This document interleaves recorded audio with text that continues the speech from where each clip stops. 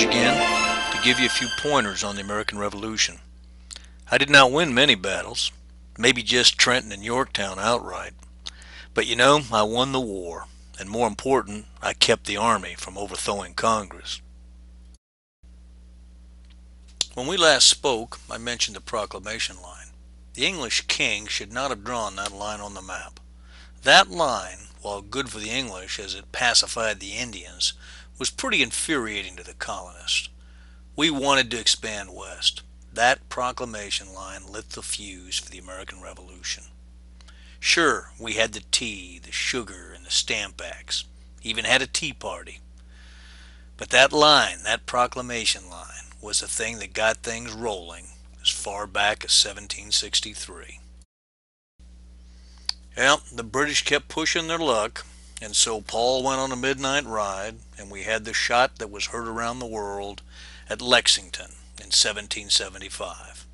Hey, we lost at Lexington, but we sure gave the Brits a fight from Concord all the way back to Boston. Even after all this time, I still have a beef with Congress. Those folks just did not want to finance the Army. I wanted a large force, but no, they would not fund it. Part of the problem was this mystique of the first battles, Bunker Hill, Lexington, and Concord. We lost at Lexington and were driven off Bunker Hill. We won the fight between Concord and Boston, but we had thousands of militia, and the British only had a battalion of 700 or so. But Congress was convinced that the average farmer could spring from the fields and defeat a professional army. That militia mystique sure hurt us in the early going. My strategy during the war was pretty simple. I just had to not lose, so I kept the army intact, in spite of Congress not giving us the finances we needed. I drew out the war and avoided defeat. From the standpoint of not losing the army, I lost some battles. The British took most of the cities. They controlled the seacoast and the ports, but they were never able to destroy the army. The British tried first to conquer New England and then take the Hudson. When they failed, they moved to Charleston and tried to conquer us from the bottom up. By the time the war ended, the British were at war with France, Spain, Holland, as well as the colonies.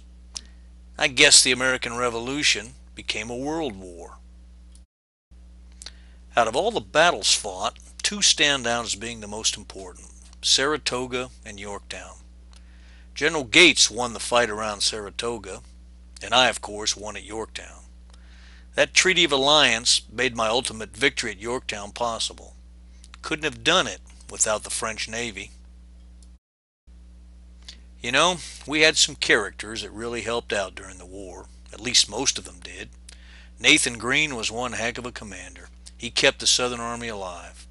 Gates provided excellent service at Saratoga, but later, when he took over the Southern Army, he ran faster than the militia. Had to be fired.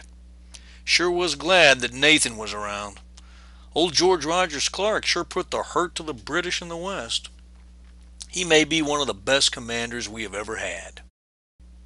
Well, we had some naval heroes. John Paul Jones was our first.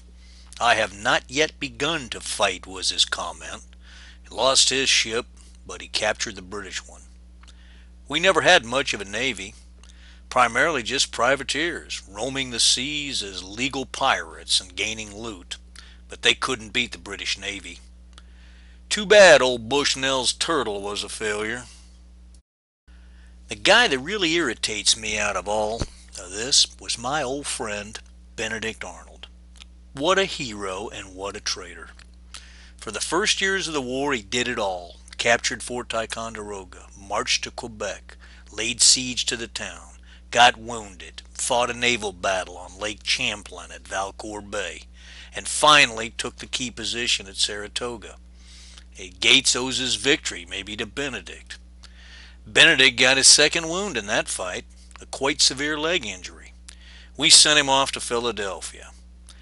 He got hooked up with a loyalist woman, Peggy Shipman, got married, ran afoul of General Gates in Congress, got passed over for promotion, and was even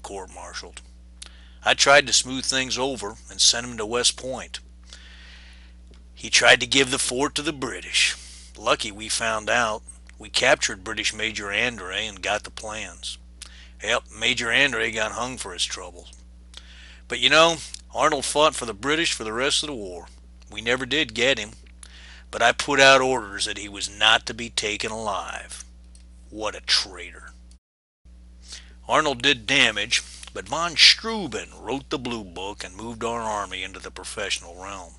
After Valley Forge, we were able to take on the Brits at Monmouth, fighting them to a standstill. Even had some women in the line. Molly Hayes or Molly Pitcher could sure handle those cannons. And you know, the Indians fought on both sides during the war. They were never unified. They always went to the highest bidder. I sent troops to burn down their villages in New York and Pennsylvania. The Mohawk language still translates the name of the President of the United States as burner of villages. Guess we did take some harsh measures.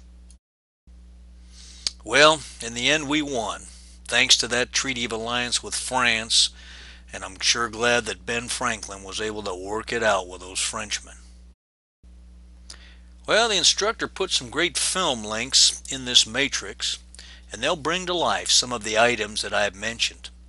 The textbook covers the same material, but film is more fun. Each of the clips is short, between 5 and 10 minutes, so grab some popcorn and learn the details. Well, as you know, I wound up as the first president and have my picture on the dollar bill. Not bad for a guy that started out as one of those lesser sort militia chaps. Take care.